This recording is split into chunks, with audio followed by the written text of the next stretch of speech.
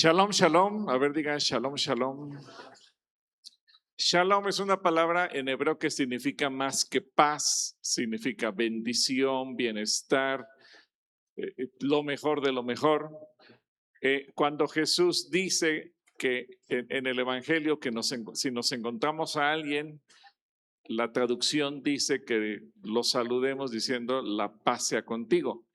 En realidad, en el lenguaje original de Jesús es shalom. Así es que shalom. Bueno, la casa hogar, que tenemos casa asistencia, rápidamente una introducción muy breve, surge a raíz de una instrucción que Dios nos dio en su palabra.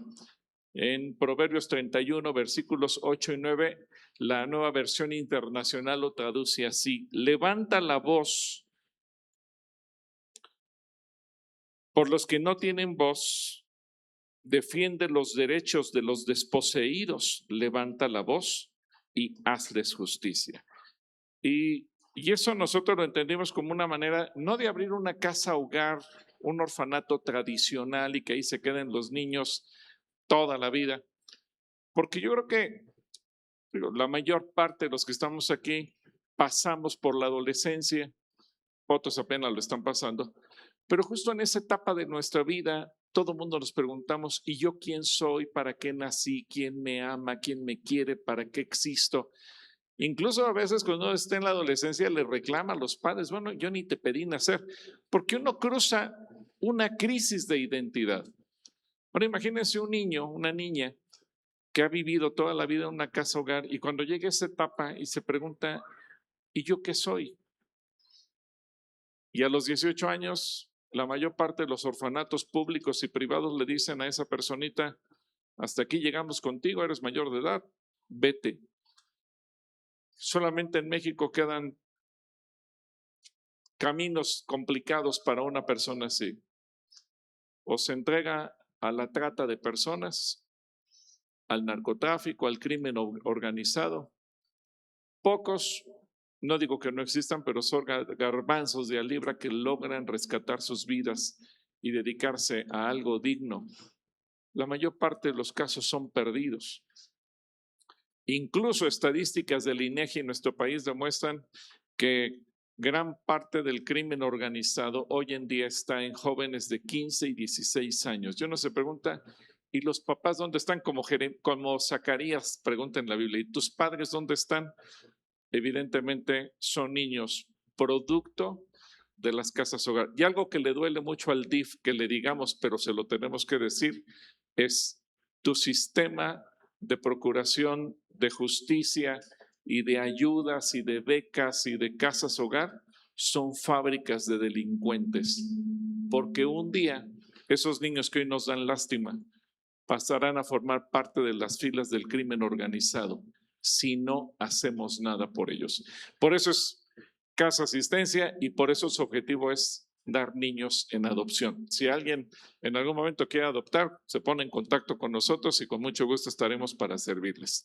Bueno, nosotros venimos del Estado de México, Atizapán de Zaragoza, y Atizapán de Zaragoza, que es un municipio limítrofe casi con la Ciudad de México, es parte de la zona conurbada. Ahí existió un pueblito que se llama Calacoaya. ¿Cómo se llama? Calacoaya. Van a decir, ¿por qué se les ocurrió ponerle ese nombre tan raro? Bueno, Calacoaya es una palabra de origen náhuatl que significa lugar por donde se entra. Y nosotros lo entendimos como el lugar por donde se entra al reino de los cielos. Así que si ustedes visitan la Ciudad de México, nos dará mucho gusto recibirles y que puedan estar con nosotros.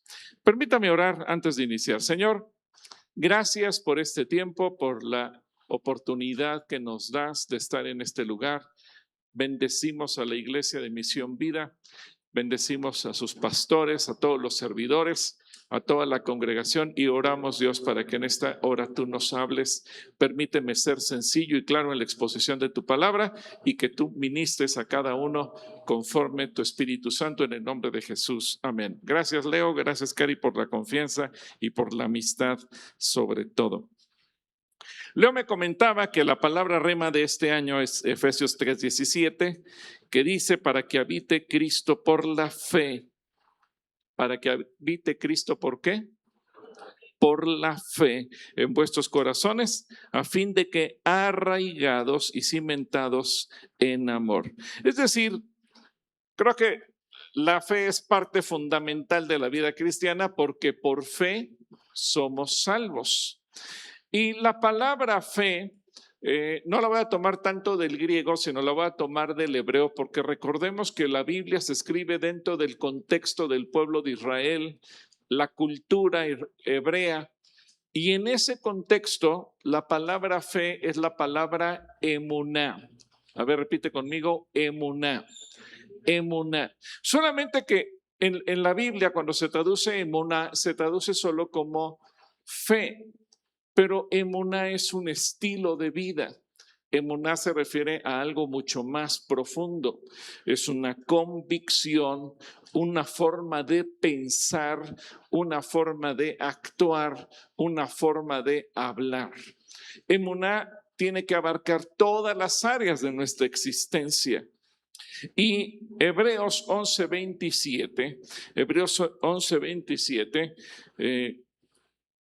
en la Nueva Traducción Viviente, dice acerca de Moisés, por la fe, si lo viéramos en hebreo diría, por la emuná, dejó a Egipto, no temiendo la ira del rey, porque se sostuvo como viendo al invisible.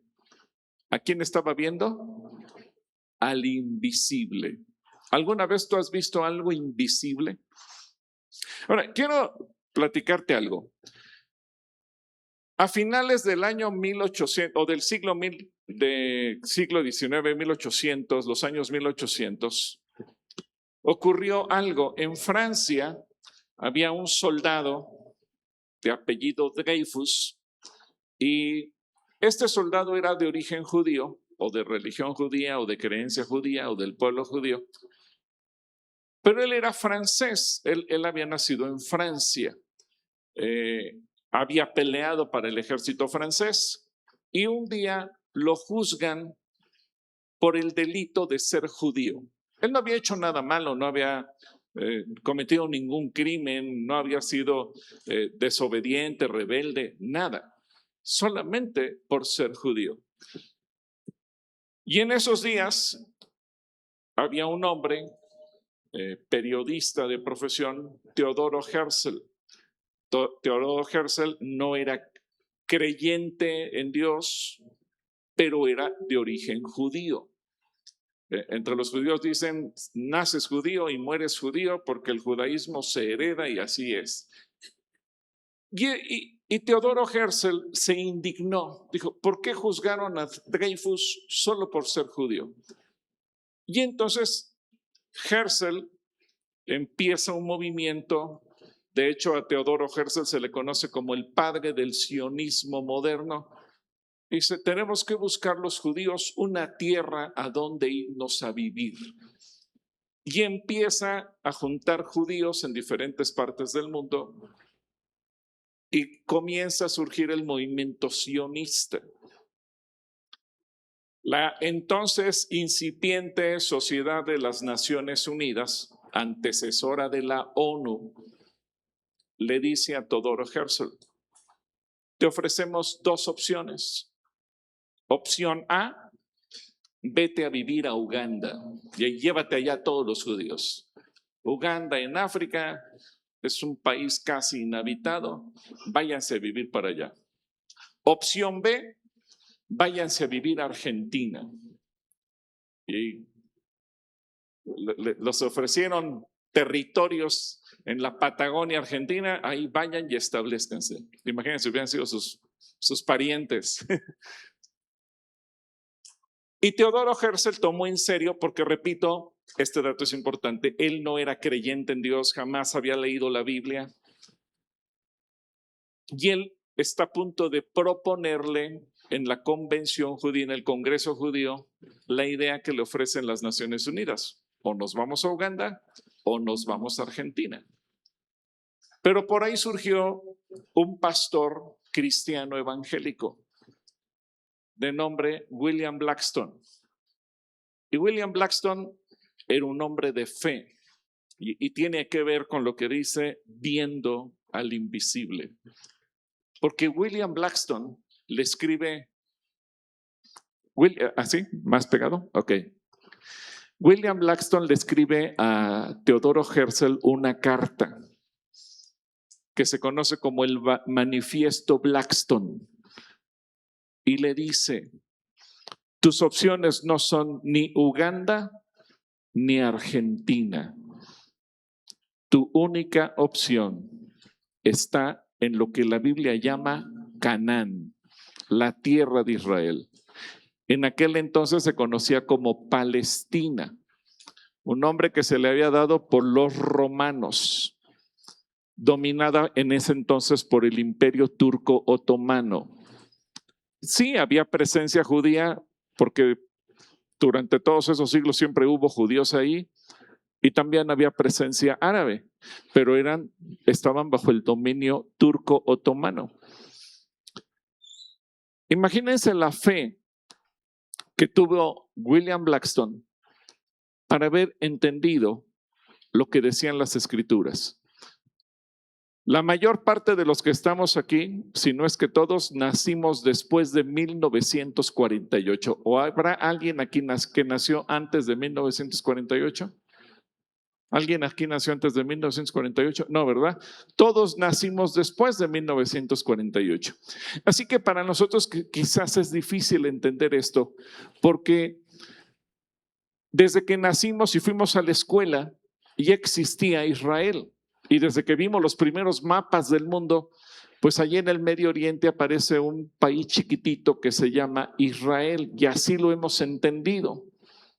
Pero imagínense, en la época de William Blackstone, eso no existía. Los mapas señalaban otra cosa. Pero él tuvo la fe, la emuná, para ver lo invisible y decir: esa es la tierra de Israel. Y lo remonta a épocas de Abraham, en Génesis, cuando Dios hace un pacto con Abraham. Y ese pacto incluía un hijo, y junto con el hijo una descendencia, y junto con la descendencia un pueblo, y junto con el pueblo un territorio. Tuvo la capacidad de ver lo que nadie más veía. A William Blackstone, el pueblo judío lo considera el padre del sionismo cristiano.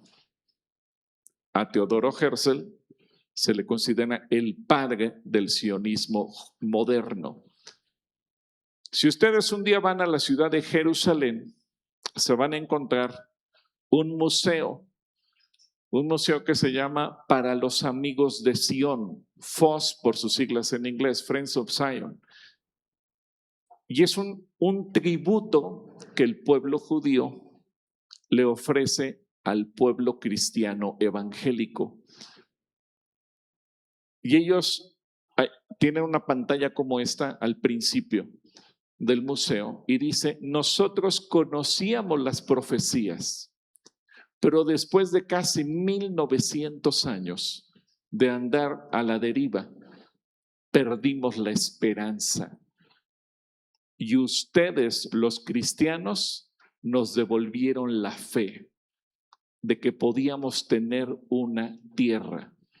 Y obviamente el resto es historia. A partir de 1948 resurge el pueblo de Israel. Ahora, yo no quiero hablar del pueblo de Israel esta mañana. Yo quiero hablar de viendo al invisible. Pero me pareció interesante este testimonio, porque así es la fe. La fe tiene que aprender a ver lo que es invisible para los demás. Ahora yo te pregunto, ¿se podrán ver cosas invisibles? ¿Tú alguna vez has visto algo invisible? Como que parece algo contradictorio. Bueno, hay muchas cosas que son invisibles para el ojo humano. Los microbios, las bacterias, incluso las células humanas son invisibles para nuestros ojos. Pero muchas las podemos ver gracias a los microscopios. Si volteamos al cielo, planetas, satélites, estrellas, galaxias, agujeros negros y un montón de cosas más que hay en el espacio sideral que son invisibles para nuestros ojos, la mayor parte de ellas, y que están a millones y millones de años luz, pero que muchas veces las podemos ver gracias a los telescopios. Por cierto, tanto los microscopios como los telescopios se los debemos a algún judío que lo inventó. ¿Y cuántos de ustedes tienen un celular? A ver, aquí nos rodean montones de ondas de internet que junto con esas ondas traen imágenes, videos, audio. Si tú pones YouTube en tu celular, si descargas la Biblia, lo que sea, aquí está entre nosotros. Hoy lo conocemos como el Wi-Fi o el 3G, el 4G, 5G, lo que sea. Y esas señales, esas ondas que nos rodean, las podemos materializar gracias a un aparato celular. ¿Alguna vez tú has chocado con una onda de esas? Que ahí sentí un toque, creo que me choqué una onda de YouTube. No, ¿verdad? Pero aquí están. No las podemos ver, pero si tenemos un aparato, las podemos visualizar, las podemos escuchar. Y Dios nos puso en nuestro corazón la capacidad de creer, de tener fe, de tener emuná. Dile a tu vecino, necesitas emuná. Necesitas emuná. El mundo espiritual no lo podemos ver a simple vista, pero gracias a la emuná podemos ver el mundo espiritual. ¿Cuántos creen que hay un mundo espiritual? Y lo acabamos de cantar, que cuando clamamos a Él, ¿qué pasa? Cadenas caen, los demonios huyen. Es un mundo espiritual.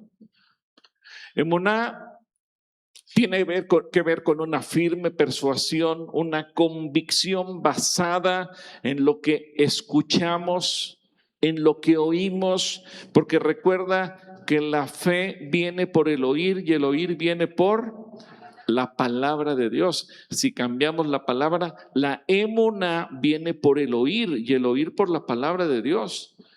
Emuná tiene que ver con la confianza, la estabilidad, la firmeza, la seguridad y la fidelidad.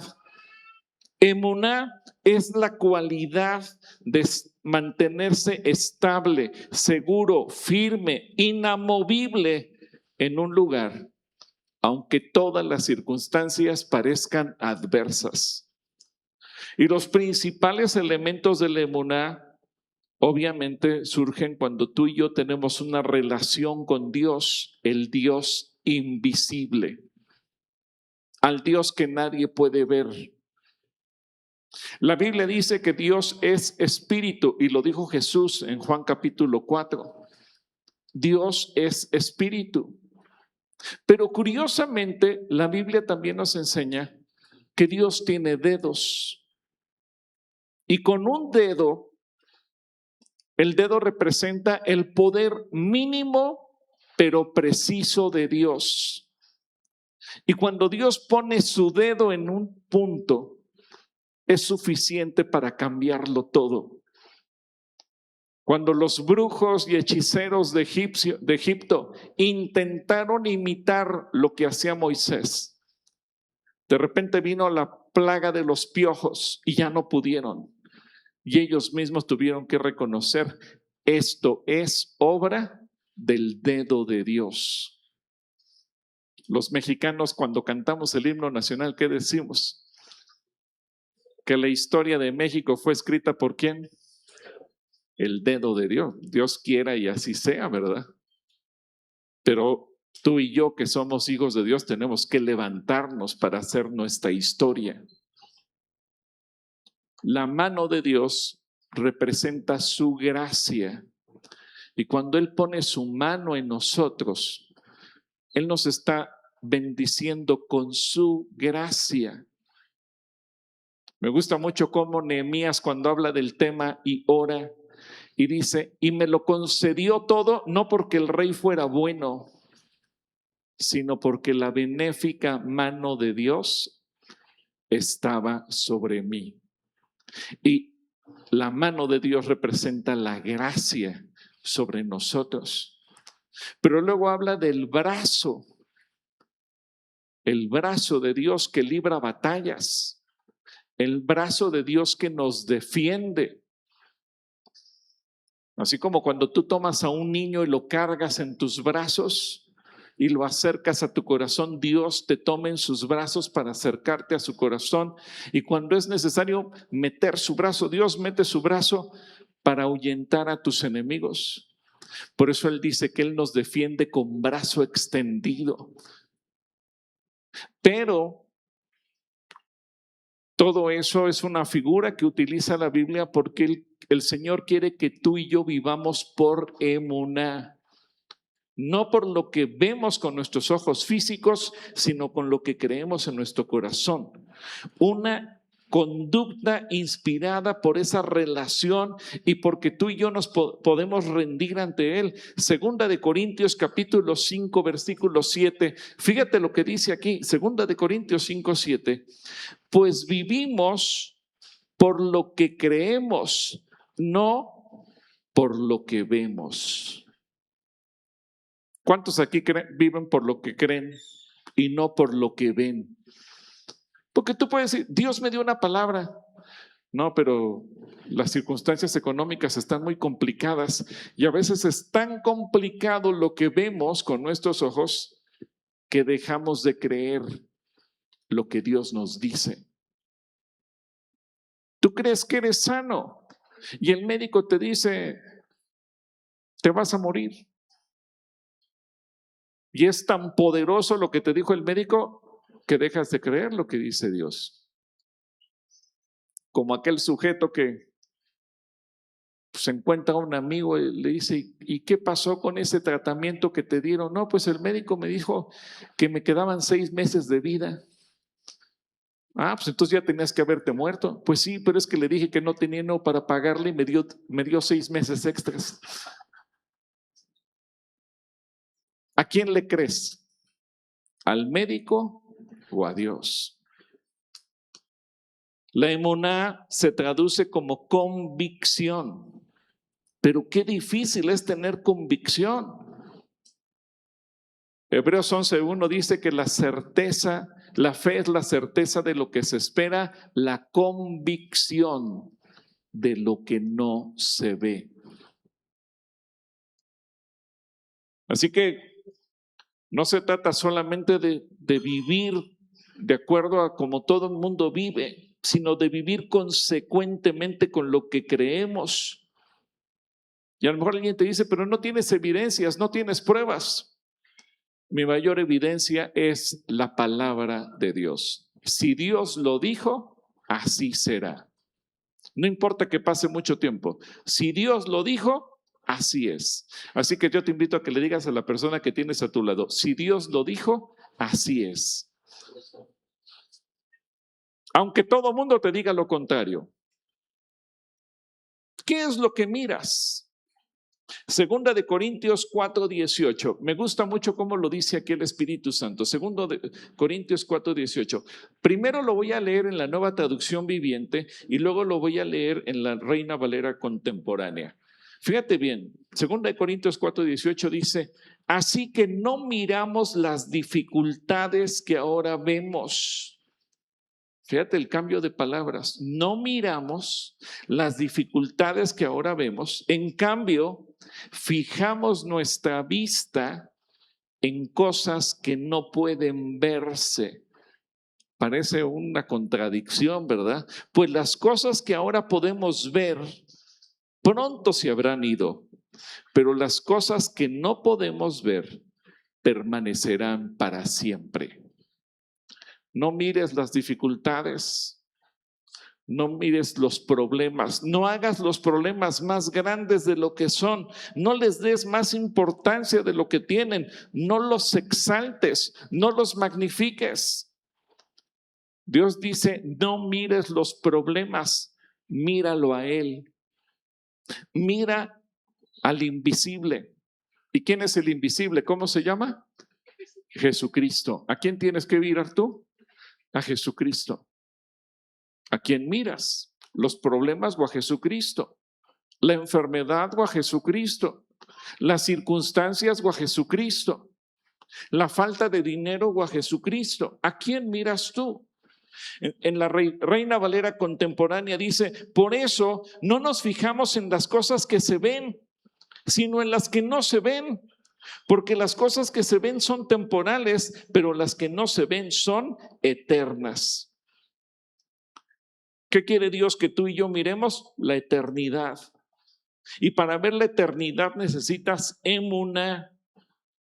Así como necesitas un telescopio para ver lo que está más allá del cielo, así como necesitas un microscopio para ver las células que no se miran en nuestros ojos, así como necesitamos un celular para ver lo que viaja por las ondas del Wi-Fi, necesitas emuná para ver al invisible Dios. Y esa persona a quien tú tienes que ver se llama Jesucristo. No tienes que ver al gobierno, no tienes que ver la ayuda que te pueda llegar de parte de alguien.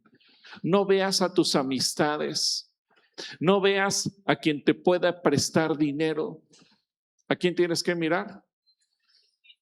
Y es que los cristianos a veces somos medios mañosos para interpretar la Biblia. Un día llegó una persona y me dijo, es que estoy a punto de firmar un crédito, voy a hipotecar mi casa porque quiero poner un negocio. Dije, ¿por qué vas a hacer eso? Es que oré y el Señor me dio esa palabra de comprad sin dinero. No, eso es una manipulación de la Escritura. Dios te está pidiendo que actives tu emuná, no que te endeudes.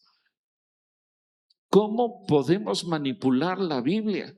Y tenemos que ver a Jesucristo. Hebreos 11:27 dice, fue por la fe que Moisés salió de la tierra de Egipto sin temer el enojo del rey. Siguió firme en su camino porque tenía los ojos puestos en el invisible. ¿Qué podía ver Moisés? ¿Un faraón enojado? ¿Un ejército armado? ¿Un pueblo rebelde? Esas eran sus circunstancias. Salimos huyendo de aquí, ¿qué nos vamos a encontrar? ¿Un desierto? ¿El mar rojo más adelante? ¿Por qué Moisés es exaltado por su fe? Porque él no vio las circunstancias. ¿Él a quién volteó a ver? Al invisible. Y a lo mejor tus circunstancias son iguales que las de Moisés. Y dices, ya analicé todas las opciones y no tengo salida. No veas las circunstancias. ¿A quién tienes que ver? Al invisible. Tu conducta debe ser congruente, tiene que echar fuera el temor y sostenerte en medio de las consecuencias. No importa lo complicado que pueda llegar a ser. Tú no te bases en lo que la gente diga, básate en lo que la palabra de Dios dice.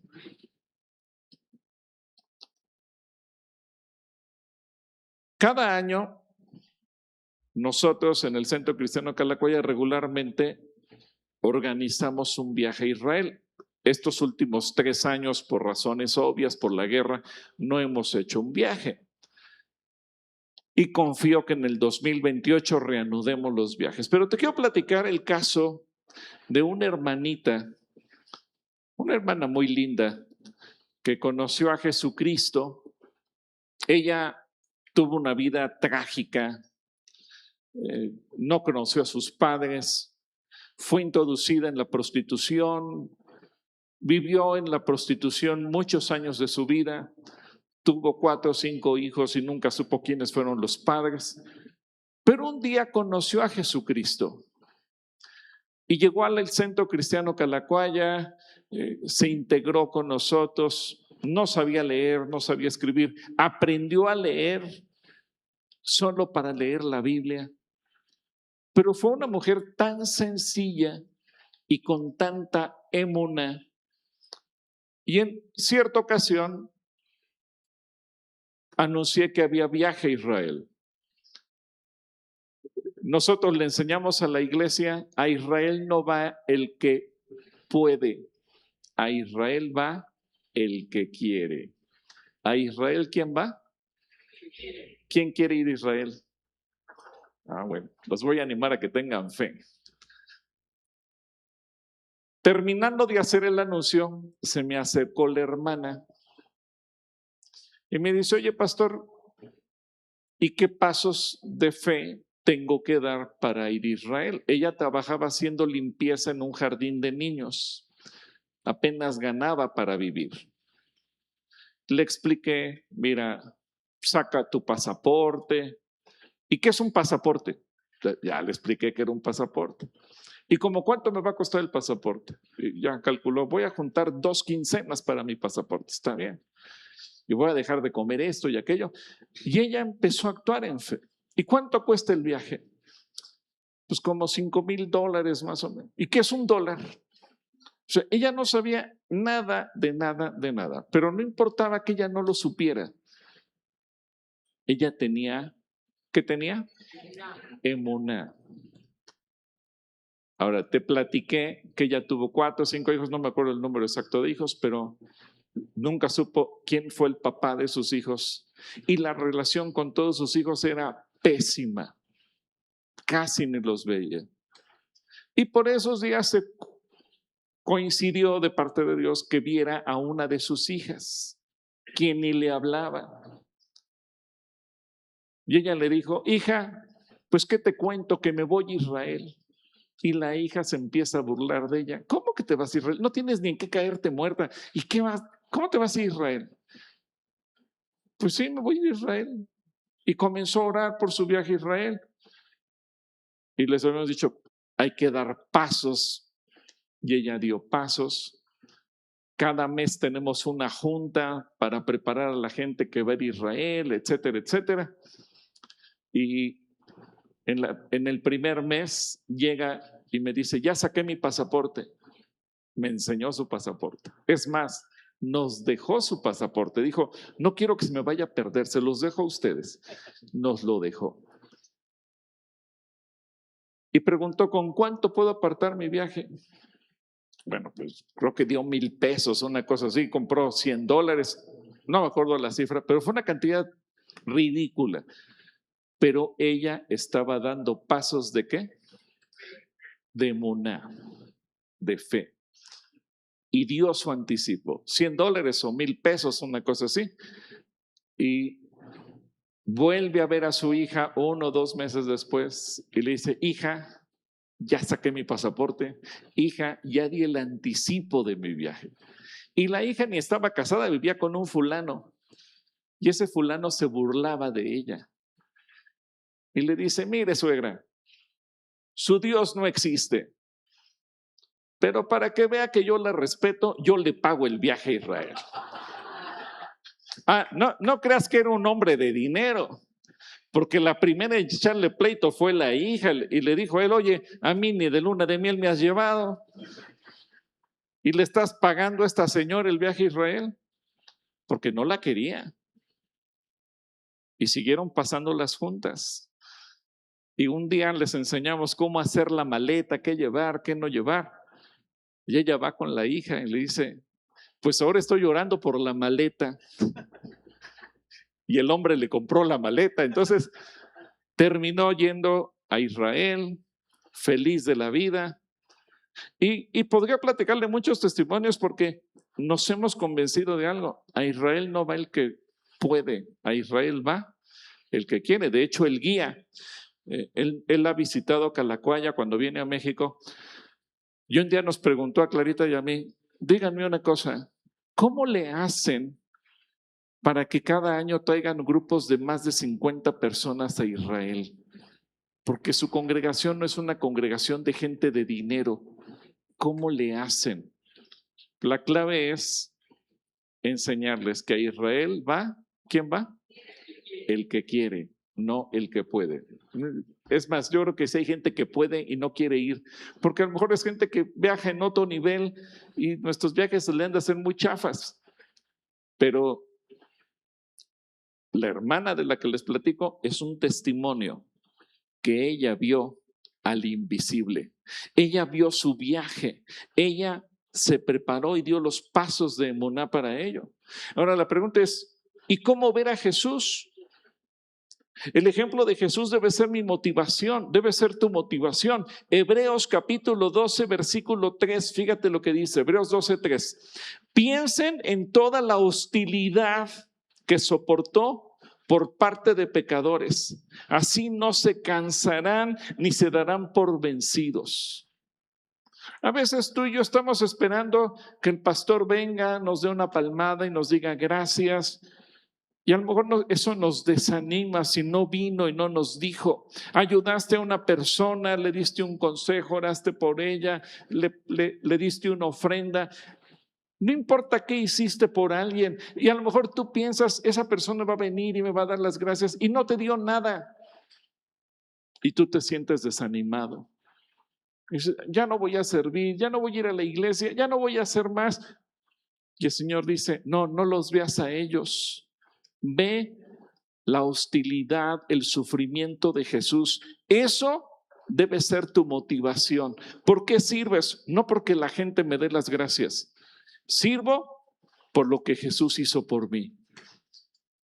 Así que reflexiona respecto a lo que Jesús hizo en la cruz a tu favor, por amor a ti, y no pienses en lo que la gente hace o deja de hacer. Pon tu emuná en Jesús. Hebreos capítulo 12, versículo 2, dice, puestos los ojos, ¿en quién? En Jesús, el autor y consumador de la emuná, el cual por el gozo puesto delante de él sufrió la cruz, menospreciando el oprobio, y se sentó a la diestra del trono de Dios. Analiza el evangelio, piensa en su persona. Trata de seguir sus enseñanzas, trata de hacer lo que él dice. Por eso emuná es una congruencia entre que lo que yo digo creer, lo que yo pienso, lo que yo hablo, lo que yo actúo. Ahora, pregúntate, ¿es fácil? ¿Con cuántas cosas me identifico yo? ¿Hay enseñanzas de Jesús que me molestan o que me cuestan trabajo? A ver, siendo sinceros. ¿A cuántos de aquí hay enseñanzas del evangelio que no te gustan? Los que no levantaron la mano, a lo mejor no han leído todo el evangelio. Pero te pongo un ejemplo. Ahí te vas a identificar conmigo. Cuando el Señor dice, y si te dan en una mejilla, pon la otra. ¿A cuánto les gusta esa enseñanza? No, pues hasta hemos creado nuestra propia teología. No, dice el Señor que seamos mansos, no mensos. Pues si me pegan, yo pego. No. Y entonces esas enseñanzas nos cuestan trabajo. Y si el Señor dice, y traes tu ofrenda al altar y te acuerdas que alguien tiene algo contra ti, deja tu ofrenda, ve y ponte a cuentas. Y eso implica, ve y pídele perdón. Oye, no, pero quien me ofendió fue esa persona. Yo no le hice nada. ¿Yo por qué le tengo que ir a pedir perdón? Y chocamos. Y Dios nos dice, al que te pida, dale. No, Señor, pero ¿por qué? Y estamos peleando y peleando y peleando con Dios. Y a lo mejor a veces no nos atrevemos a decirlo, pero lo pensamos.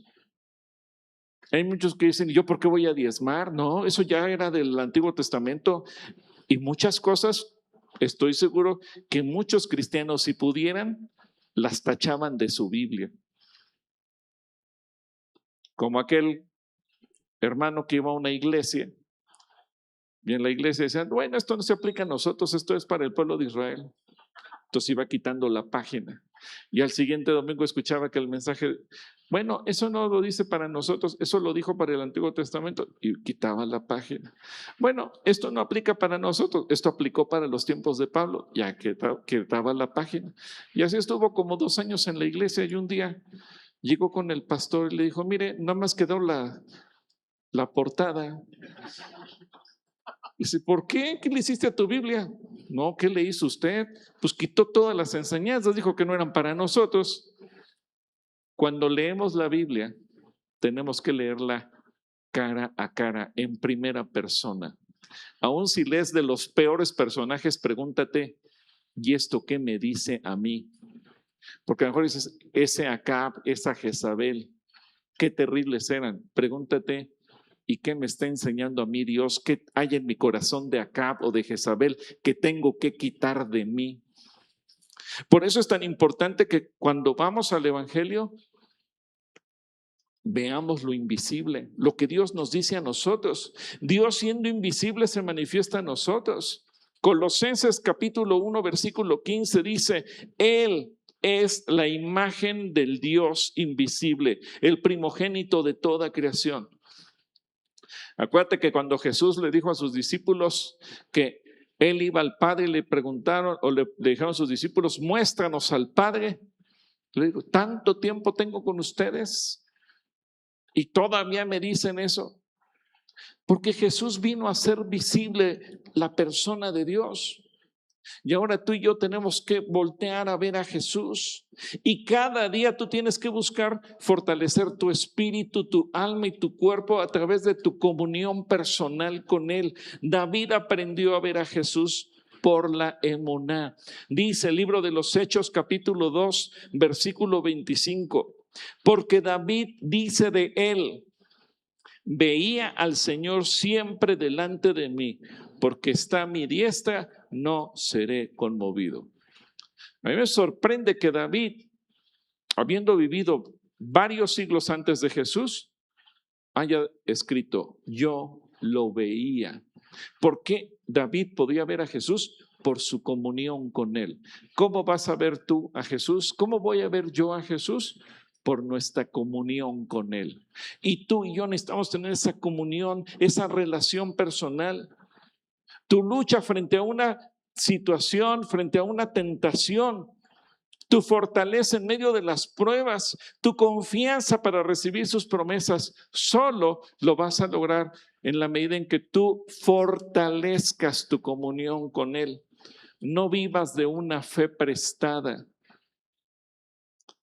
Cuando Jesús les dio autoridad a sus discípulos, vayan y echen fuera demonios, vayan y sanen a los enfermos, vayan y prediquen el evangelio, los discípulos vivían de una emuná prestada. ¿Quién se les prestaba? Jesús. Hasta que un día se dan cuenta que no pueden echar fuera un demonio, Jesús baja después de la transfiguración y Jesús se indigna. Y Jesús inmediatamente sana a aquel muchacho y los discípulos le preguntan, Señor, ¿y nosotros por qué no pudimos? Porque este género no sale sino con ¿qué? Oración y ayuno. ¿Qué les estaba faltando? Comunión con Dios. No vivas de una emuná prestada. Hay gente que siempre está diciendo, oras por mí, oras por mí, oras por mí, oras por mí. Hay gente que te escribe, por favor, levanten cadenas de oración a mi favor.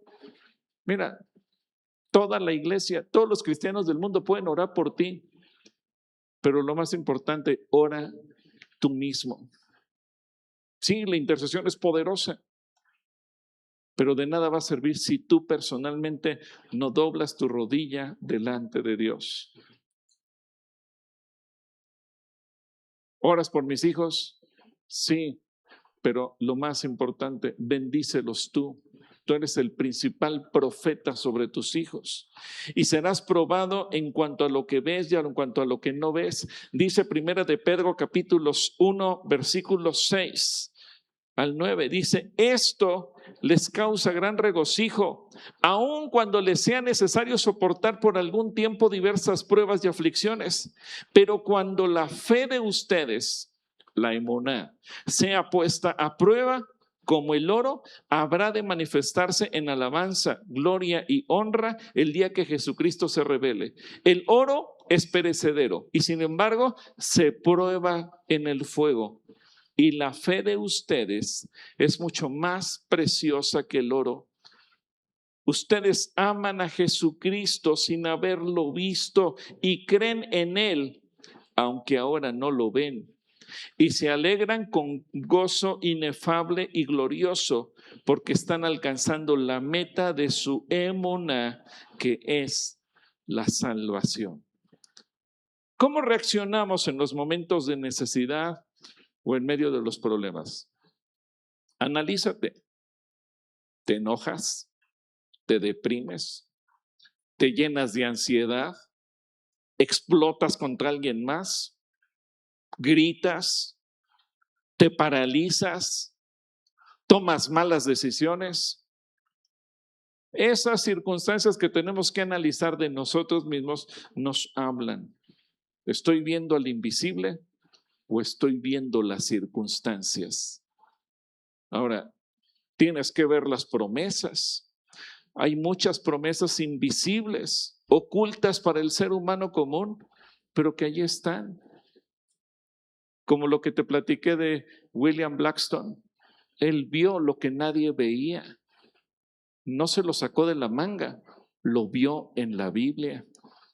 En Colosenses 1:16 dice, porque en Él fueron creadas todas las cosas, las que hay en los cielos y las que hay en la tierra, visibles e invisibles, sean tronos, sean dominios, sean principados, sean potestades, todo fue creado por medio de Él y para Él. Así que Dios las hace manifiestas, Dios las hace visibles, nos las da por revelación. No cualquiera las puede ver, solamente aquel que le dice, Señor, yo quiero ver al invisible. Yo quiero que tú me muestres lo que nadie ve. Dame la revelación. Isaías capítulo 45, versículo 3. Y esta promesa es para ti. Dile a tu vecino, esta promesa es para ti. Anótala, subráyala. Dice, y te daré, ¿qué te va a dar?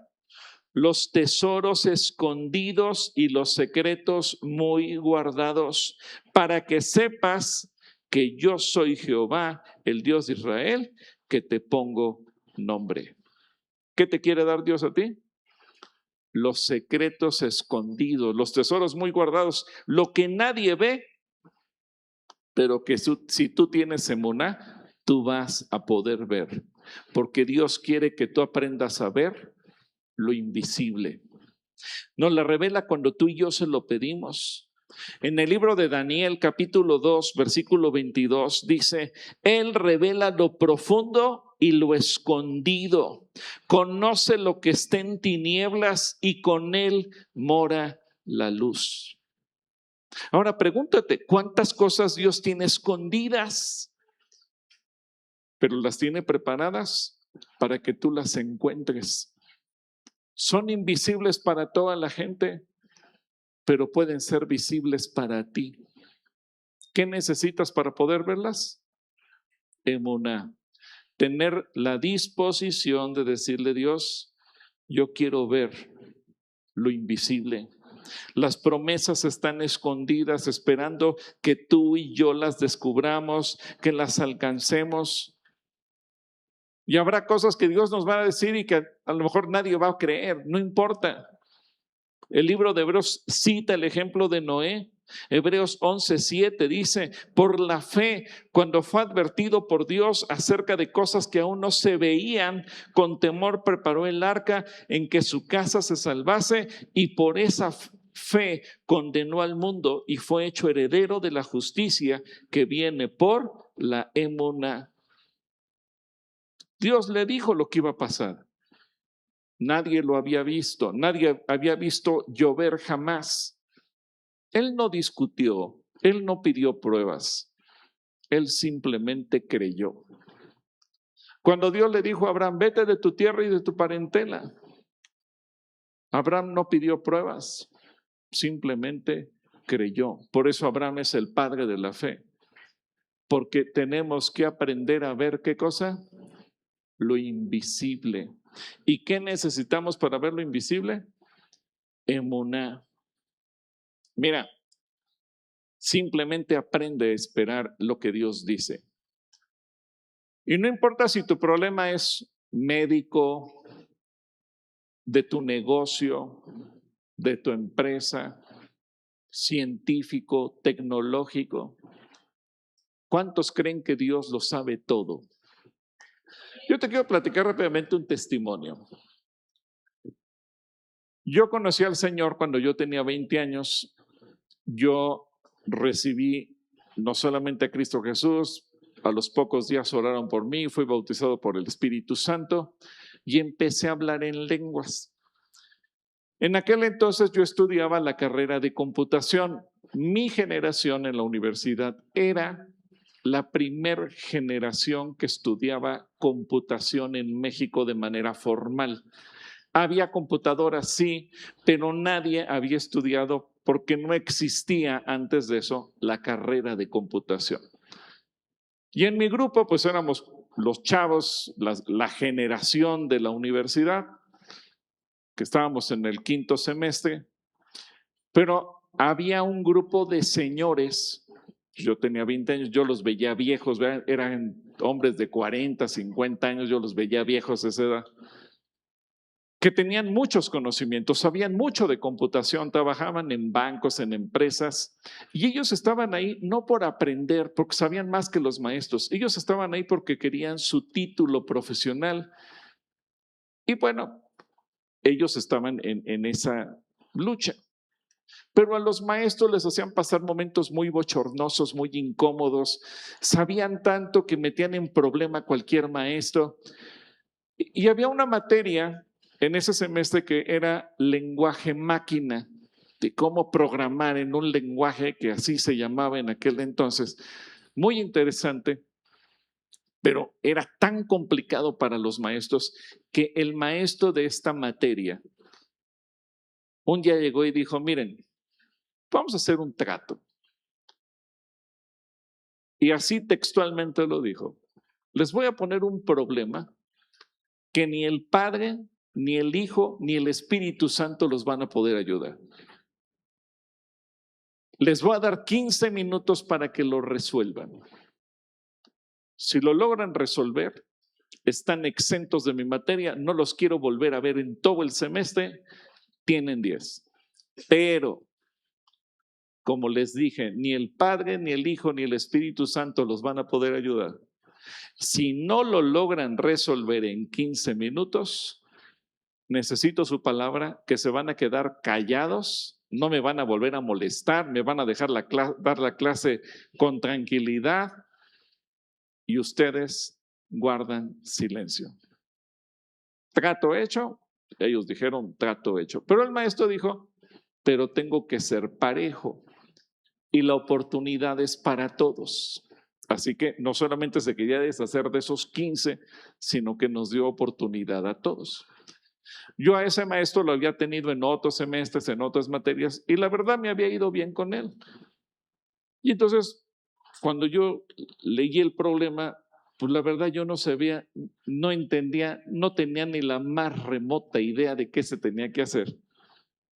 Pero yo empecé a orar en lenguas. Y el maestro iba recorriendo el salón de clases, fila por fila. Y cuando él pasa junto a mí, yo estaba sentado, pasa junto a mí y ve que yo tenía en blanco todo. Y me dice, ¿qué pasó, Rocha? ¿No has escrito nada en 12 minutos? Me has decepcionado. Así me dijo. Y yo le dije, y me dice, van 12 minutos. Y yo le dije, espéreme tantito. Cuando él da el paso hacia adelante, yo empiezo a escuchar una voz en lenguas. Si ustedes me dicen, ¿qué te dijo esa voz en lenguas? No sé en español qué me dijo, pero en ese momento en mi mente, hagan de cuenta que yo tuviera toda la experiencia del mundo haciendo programación en lenguaje máquina y empecé a escribir. Desarrollé todo el sistema de programación. No sé ni cómo le hice en 3 minutos. Y cuando él dice tiempo transcurrido, se agotó el tiempo, el único que se puso de pie fue su servidor. Aquí lo tengo. Él lo revisó, alimentamos la computadora, vio que funcionó perfectamente bien. Y me dijo, dime una cosa, ¿cómo le hiciste en 3 minutos? Y yo le dije, no crea que me voy a burlar de usted, pero yo creo en el Padre, en el Hijo y en el Espíritu Santo. Y el Espíritu Santo me dijo, ¿cómo? Y me dijo, estás loco, pero si te atreves a decirle a todos tus compañeros lo que me estás diciendo a mí, tú das la clase. Yo dije, ¿y por qué no se los voy a decir? Pues no me voy a avergonzar del que me sopló el examen. Entonces me paré, les dije lo que había pasado, di la clase y al final varios del salón dijeron, yo también soy cristiano, ¿y cómo le hago para que Dios me hable así? Claro, en aquel entonces yo no había hecho el estudio de Muná, no sabía yo gran cosa. Pero eso a mí me dejó una lección muy grande. Dios lo creó todo y no hay nada que se escape de él. A veces pensamos, pero es que la tecnología ha llegado tan lejos que eso ya rebasa los límites de Dios. No, Dios no es rebasado absolutamente por nada ni por nadie. Así que yo te voy a pedir que cierres tus ojos. Cierra tus ojos.